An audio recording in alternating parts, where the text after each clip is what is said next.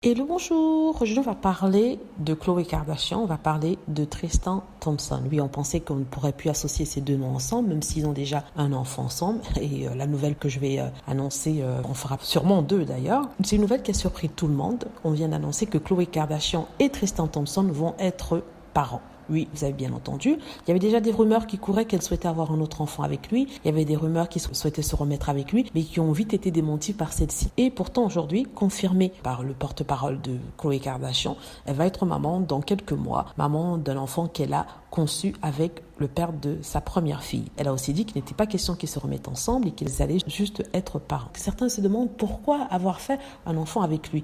Donc premièrement, Khloé n'est pas enceinte, c'est une mère porteuse qui l'aide à avoir cet enfant-là, une mère porteuse qu'elle a remerciée énormément pour son action, pour son geste, pour sa générosité. Voilà, elle souhaite être maman. On rappelle que sa grossesse avec True a été très difficile. Elle a d'ailleurs même failli mourir. Du coup, je crois qu'il lui est difficile d'avoir des enfants et c'est pour ça qu'elle a recours à une mère porteuse. Ça a été le cas aussi pour les derniers enfants de sa sœur Kim Kardashian. Donc du coup, c'est une pratique qui se fait dans la famille, qui est tout à fait normale. Pourquoi lui?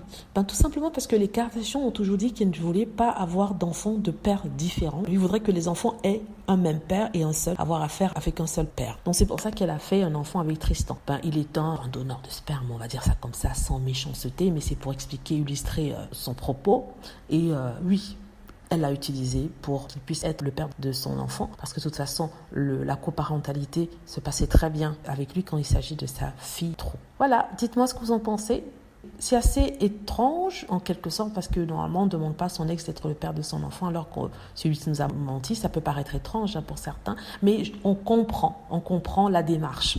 Voilà, en tout cas personnellement je comprends la démarche. Si elle veut avoir des enfants qui ont le même père, donc elle va forcément demander à celui qui était le père de son premier enfant, ce qui n'est pas étrange. Voilà, dites-moi ce que vous en pensez. J'espère que vous avez aimé la vidéo. N'hésitez pas à cliquer sur like si c'est le cas, à vous abonner pour plus de vidéos et à cliquer sur la petite cloche afin d'être averti lorsque je poste une nouvelle vidéo. Merci.